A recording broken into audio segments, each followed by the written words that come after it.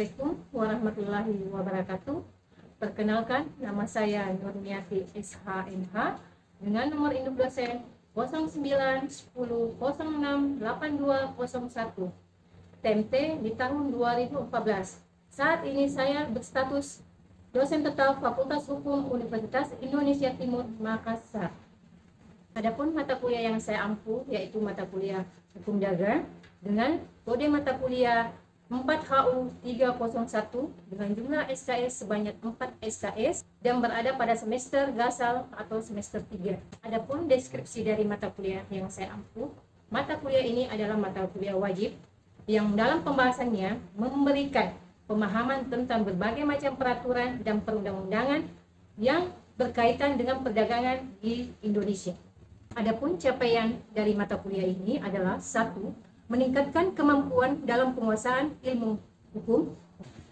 2. Menjunjung tinggi nilai kemanusiaan dan menjalankan tugas berdasarkan agama, moral, dan etika.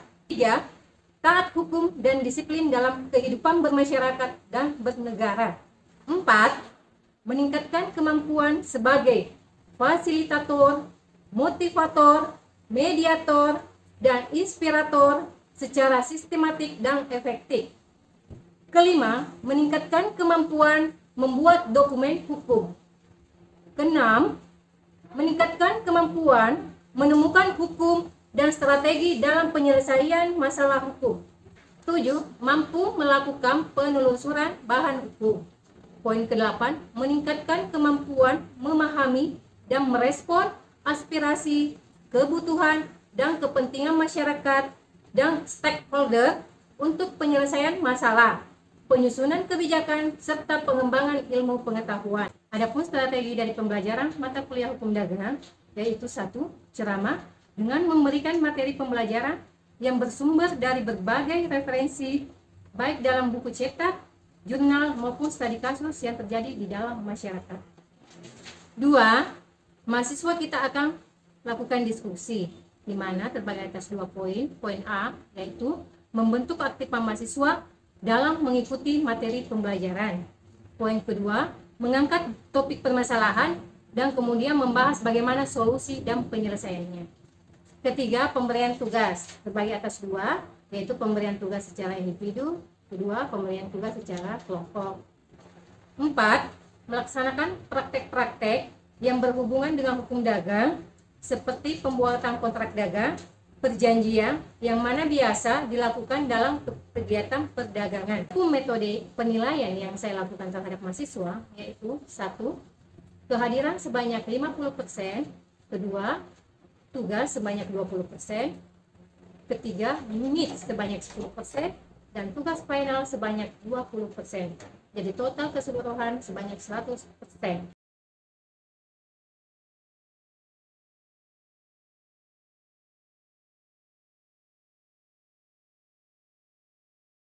Assalamualaikum warahmatullahi wabarakatuh. Waalaikumsalam.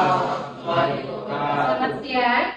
Oke, kita akan lanjutkan materi sebelumnya yang minggu lalu, di mana membahas masalah hak ya. Hak adalah hak cipta.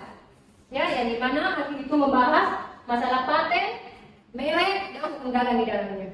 Seperti yang ada di atas, dikatakan paten adalah hak eksklusif yang diberikan oleh negara kepada inventor. Inventor itu siapa? Inventor adalah orang yang membuat hasil karya, ya. Di mana dikatakan hak eksklusif dan kenapa harus dikatakan hak eksklusif, ya? Nanti akan kita jelaskan atau ada yang mau bertanya, tapi kita lanjutkan ke materi selanjutnya. Apa itu invensi? Ide inventor yang dituangkan ke dalam suatu kegiatan pemecahan masalah yang spesifik di bidang teknologi, dapat berupa produk atau proses atau penyempurnaan dan pengembangan produk atau prosesnya. Inventor itu sendiri adalah seseorang yang secara sendiri atau beberapa orang yang secara bersama-sama melaksanakan ide yang dituangkan ke dalam kegiatan yang menghasilkan invensi. Nah, yang tadi kita jelaskan adalah invensi adalah ide atau hasilnya pemikiran orang. Makanya kita membahas masalah hak di mana pertemuan awal di kota perkuliahan itu kita masuk ke materi hak ini ya, atau paten dan merek ini di materi ke-8 ya, atau pertemuan ke-8. Siapa itu pemohon? Pemohon itu adalah pihak yang mengajukan permohonan paten. Ya. Siapa itu pemegang paten? Adalah inventor atau sebagai pemilik paten, atau pihak yang menerima hak tersebut dari pemilik paten atau pihak lain yang menerima yang lebih lanjut hak tersebut yang telah terdaftar dalam daftar umum paten. Di mana paten itu didaftarkan? Itu di hakim. Ya, setiap kota-kota besar itu ada hakim. Ya, jadi suatu saat kalian berhasil, kalian sarjana hukum belum tentu jadi pengacara, jadi jaksa, ya. Bisa saja kalian jadi penyanyi misalnya, ya. Bisa jadi perusahaan, ya, yang menghasilkan ide-ide bagaimana cara membuat pesawat misalnya, kayak Bapak B.J. Habibie, ya, yang terkenal di seluruh dunia, sampai dia meninggal pun tetap dia mendapatkan penghargaan dari negara Jerman. Itu kenapa? Itu karena hasil karyanya, ya, di bidang paten, ya. Dalam hal ini adalah teknologi pesawat. Selanjutnya lisensi. Apa itu lisensi? Lisensi adalah izin yang diberikan oleh pemegang paten kepada pihak lain berdasarkan perjanjian hak untuk menikmati manfaat ekonomi dari suatu paten yang diberikan perlindungan dalam jangka waktu dan syarat tertentu. Dari paten itu, kalau kita memanfaatkan suatu produk, ya, suatu hasil karya, ya, ide, kita pergi paten, di sana ada persyaratannya, ya, supaya hasil produk kalian yang kalian temukan itu kalian bisa klaim apabila suatu saat nanti ada pihak lain, ya, yang mengaku. Kemudian paten itu dapat beralih sesuai dengan ketentuan pasal 65 pengalihan dan lisensi. Jadi bisa dialihkan ke, misalnya kalian sudah mematenkan kalian sendiri, kan? Nanti ada situ ahli waris. Misalnya anakmu mau meninggal, menghasilkan yang mendapat nanti royaltinya, eksklusifnya adalah anakmu. Ya, beda dengan misalnya contoh, kau sudah mempatenkan sebuah produk, ya, otomatis itu tadi dikatakan adalah hak eksklusif. Ya, hak eksklusif itu dalam bentuk apa? Hah? Dari mana eksklusif itu diberikan kepada orang pencipta paten? Dari orang yang menggunakan ciptaannya, ya, dari orang yang menggunakan ciptaannya yang ingin mengubah atau melakukan sesuatu. Hak eksklusif itu kenapa dikatakan supaya orang yang menciptakan sebuah karya itu, ya, itu bisa terjadi dia terkenal, dia mendapatkan nilai ekonomi dari hasil karya yang dia buat. Oke, misalnya Noah itu kan menciptakan lagu-lagu. Siapa yang menerima keuntungan adalah mereka, bukan kita sebagai penonton. Justru kita mengeluarkan uang untuk mereka. Misal contoh, ya, kita beli misalnya CD ya, kayak dulu, ya, dan CD dia terima royalti, misalnya kita gunakan jadi MP yang dulu, ya, itu kan mereka dapat royalti dari hasil karya mereka, ya. Berapa yang menggunakan, otomatis mereka mendapatkan. Tidak mungkin kita yang mendapatkan dan mereka yang membuat dengan sudah payah. Mereka tidak bisa saja tidak tidur pada saat menciptakan lagu misalnya, ya, ya. Lalu orang menciptakan itu tidak dengan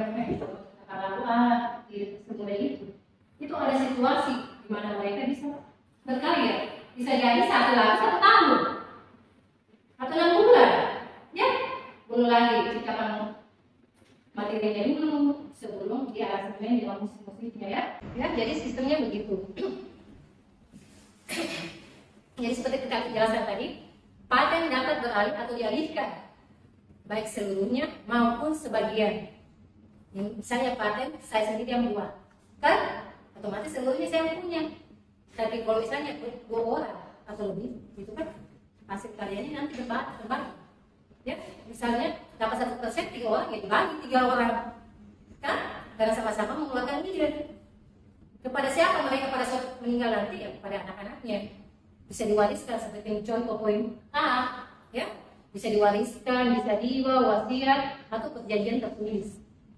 Ya, misal contoh saya 3 orang, saya sudah mau meninggal, tidak ada keturunan misalnya, saya jual ke Anda berdua, ya, pihak dua, ambillah ini, kasihlah saya, kau ambil, nanti sisanya kamu yang kedua yang memiliki hak itu, ya. Oke, lanjut.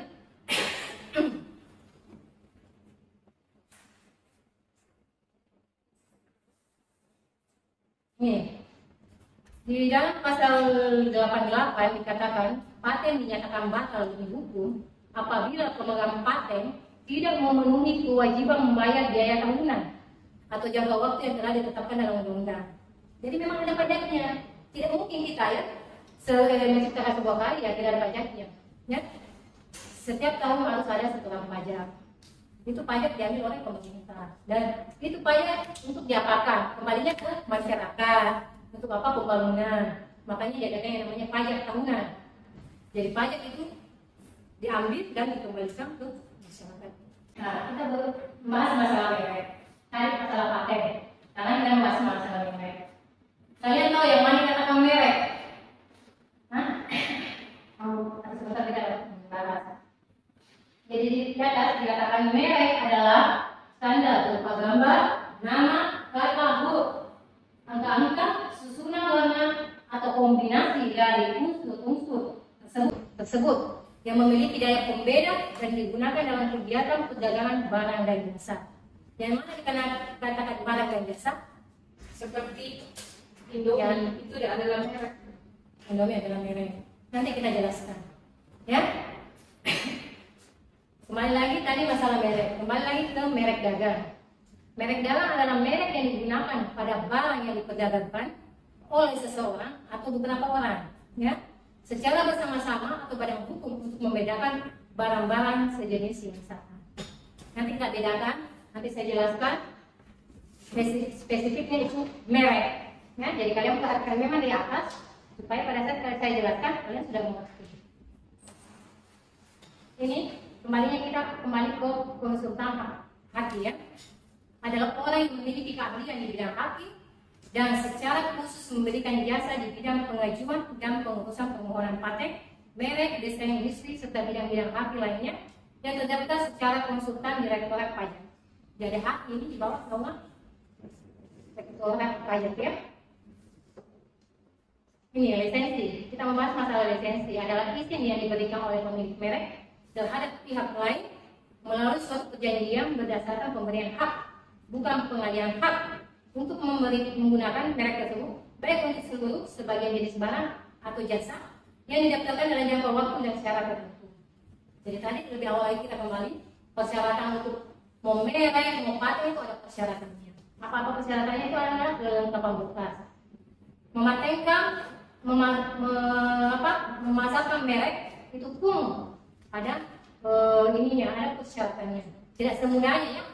Ada memang badan yang menaungi tersebut. Misalnya mau merek, mematenkan sebuah merek, mau ke mall tidak, bukan itu tempatnya. Mau ke kantor mana? Misalnya pertanahan, itu bukan tempatnya. Kalau pertanahan untuk sana, sertifikat mau ke sana. Jadi memang untuk mematenkan sebuah merek, paten dan hak dagang memang ada tempatnya, yaitu Direktorat Pajak. Nah, di bawah naungannya yaitu di bidang haki. Nah, seperti kita tadi beda persis antara merek dengan paten. Yang dimana bisa dijadikan kepada orang lain, baik dalam bentuk warisan, hibah, ya, perjanjian maupun wasiat. Yang mana kata wasiat? Apa? Tulisan ini, yang mana namanya wasiat? Waris. Nah, siapa? Waris kepada anak-anak. Berdiri. Apa? Waris kepada anak-anak. Wasiat. Wasiat kepada kayak kategori golongan 1. Siapa lagi? Wasiat itu adalah pesan seseorang yang mewariskan kepada orang yang akan diberikan yang tadi. Begini, wasiat itu adalah sebelum dia meninggal, misalnya mama kita, nenek kita, ya, dia sudah mau meninggal misalnya, yaitu dia akan meninggal, dia buat wasiat, itu tertulis maupun ada orang yang mendengarkan saksi. Saya wasiatkan tanah ini, anak punyanya, ya, jadi suatu saat di pengadilan nanti ada bukti, ada hitam di atas bukti, ada saksi. itu bisa keliru. Karena kenapa? Tidak ada saksi. Bisa saja saya bohong. Ih, mama aku kado itu hari, dia sama saya, ini kado ini itu. Pasti sudah aku bilang, nanti. Kalau hukum bilang mana akte otentiknya, kita di atas putih. Kan?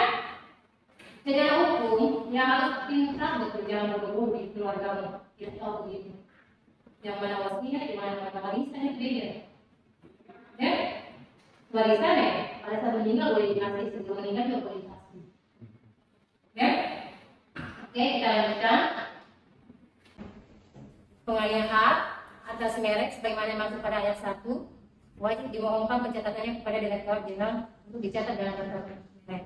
Jadi memang daftarkan ada namanya yang jejak warismu. Dibangun, saya meninggal, ini yang saya kasih. Tidak punya anak, keponakan yang saya kasih. Tahu? Oke? Permohonan pengalihan hak atas merek sebagaimana dimaksud pada ayat 2 yang ini ya, yang di atas ini disertai dengan dokumen yang mendukungnya. Jadi memang harus ya. Kelengkapan berkas yang polisi itu kan dokumen. Yang nama nanti yang pelampirkan di situ siapa itu dokumen, nama-namanya di dalam situ. Itu di atas putih, akte otentik. Ya. Ini masih masalah merek ya. Pasal 5, merek tidak dapat didaftar apabila merek tersebut mengandung salah satu unsur di bawah ini. Poin A, bertentangan dengan peraturan perundang-undangan yang berlaku moralitas, agama, kesusilaan atau ketertiban. Di sini, tidak mungkin kalian ini kita akan membahas masalah moral, agama. Jangan membuat sebuah produk, misalnya ya, sini, kalian ambil gambar-gambar yang orang punya agama. Jadi mana itu istilahnya sama dengan kalian yang apa? Ini apa namanya?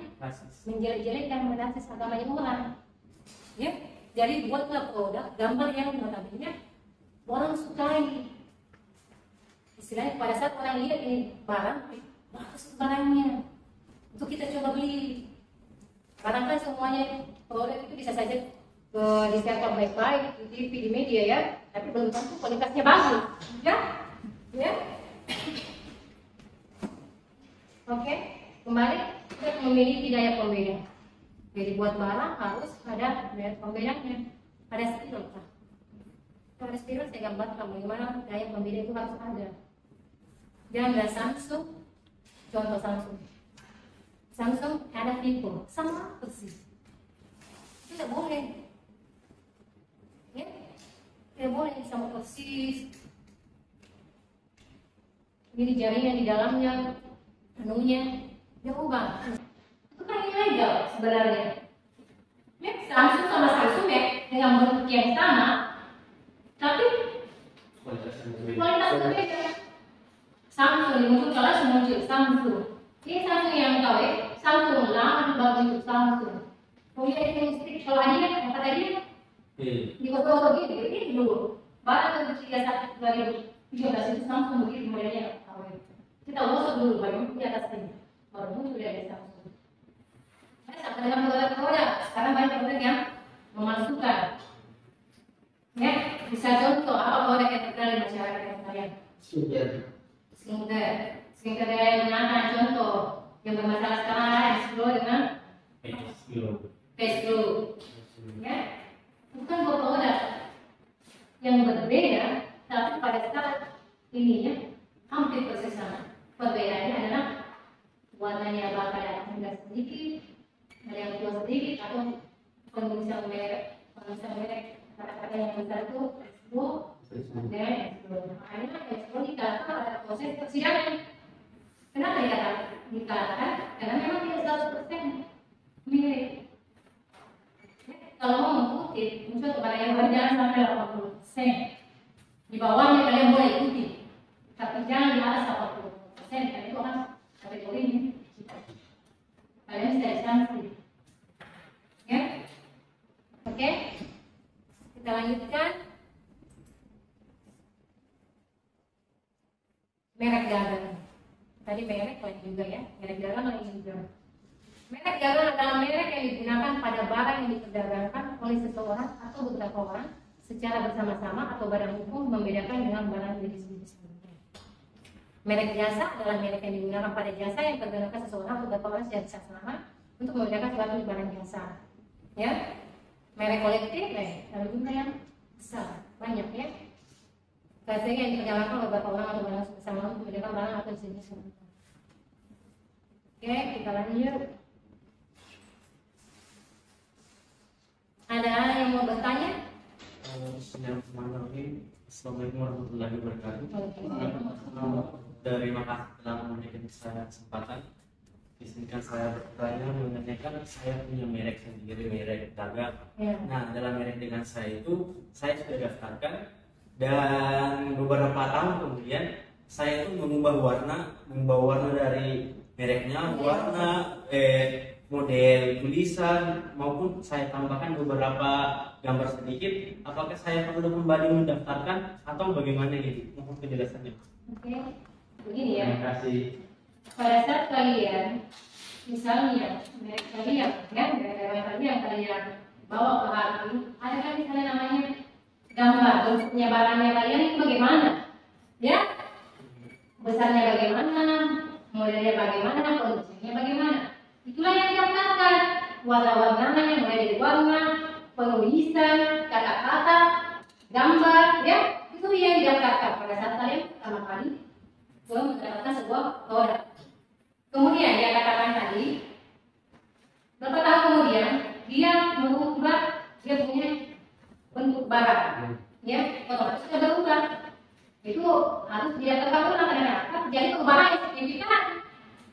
Ya, kalau misalnya suatu saat temanmu, ya, contoh teman ngomong seperti yang kamu punya, otomatis dia tidak bisa disalahkan, kan? Disanksi pidana. Karena kenapa? Yang kau daftarkan bukan itu, yang lama, yang baru itu sudah tidak terdaftar.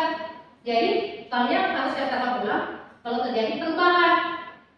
Ya, tidak boleh misalnya musidanya saja merubah, mentang-mentang sudah ada merek dagangnya, dia mau ubah ini tahun ini kan nggak laku, ini tahun tidak boleh.